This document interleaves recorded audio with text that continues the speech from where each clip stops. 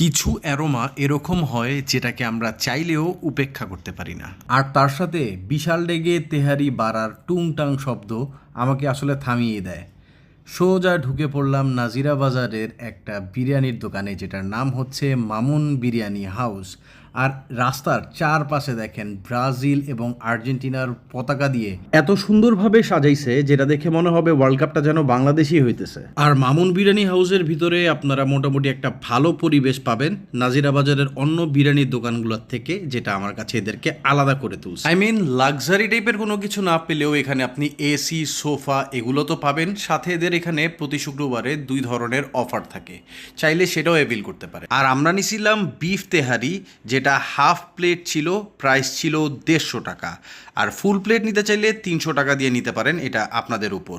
যেহেতু আমরা দুজন সকালে আসছিলাম, মোটামুটি খালি পরিবেশ ছিল আর বিরিয়ানিটা একদম ফ্রেশ ছিল।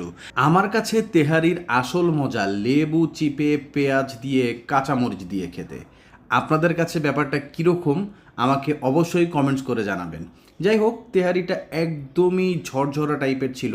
আমি যখন ফার্স্ট বাইটটা দেই আমার কাছে একদমই অয়েলি লাগে নাই, রাইসগুলো একদম ঝরঝরা ছিল। সেটাই আপনাদেরকে ভিডিওতে দেখানোর চেষ্টা করতেছিলাম যে অয়েলনেস অথবা এক্সট্রা মশলার যে একটা ব্যাপার সেটা নাই। আর মাংস বলতে গেলে তারা যথেষ্ট পরিমাণের মাংস দিছে 150 টাকা হিসেবে।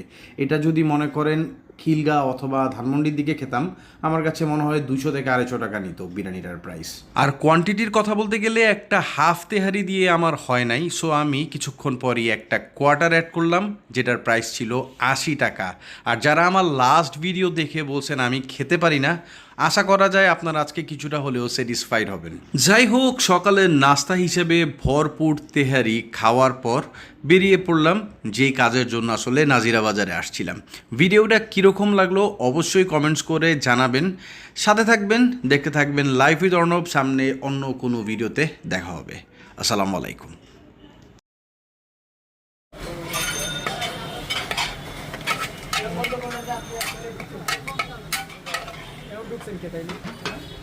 আগে খেলাটা ছিলেন নাকি আপনি? দূরে ঢোকাইছো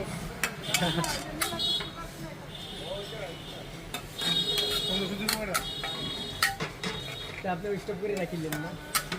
এখন নাই ঠিক আছে, এই টাইমে লাগে খালি মনে কর